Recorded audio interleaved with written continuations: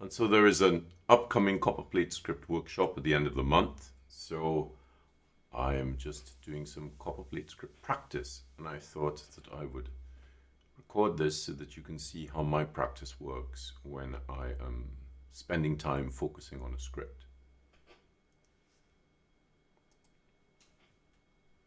So I've just started the Lorem Ipsum, but I decided that I would record it so that you could see it and you could sort of see the cadence of the writing as well.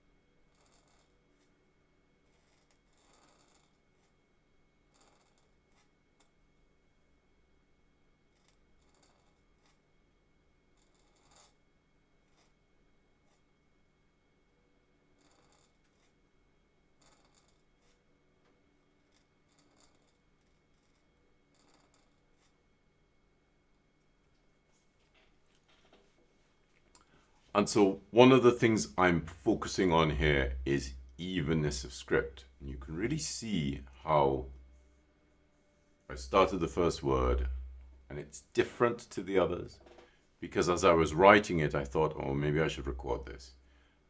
So that really affected my thought processes and my focus on the practice. And then I started the recording and I started with Ipsum.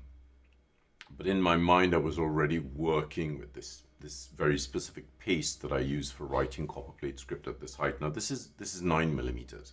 This is a large Copperplate script. But also I tend to write Copperplate script a little bit lighter than most people. So even at 9mm, this is quite light, and I'm aiming to keep the lightness of touch throughout the whole thing, as well as the hairlines, so they are really nice and delicate. So if I zoom in, you can really see how light those hairlines are. And you can see how even and consistent the writing is. Now, we're not robots. We're not expected to produce the same letter every time we write, but by allowing our breath and the rhythm to help us with the writing, you'll find that the breath engenders the rhythm, and that rhythm then generates the spacing. Obviously, you need to know what the tool can do. I'm using a Gillott 303, which is a really super fine pointed flexible metal nib, and I am using the Pelikan 4001 green ink on a Cason marker pad. So that's a 90 GSM pad, and I'm using my own PAScribe grid, which was the grid I used in the Copperplate script pad. So it's really quite an accurate grid, and in some instances you can really see, if you look here,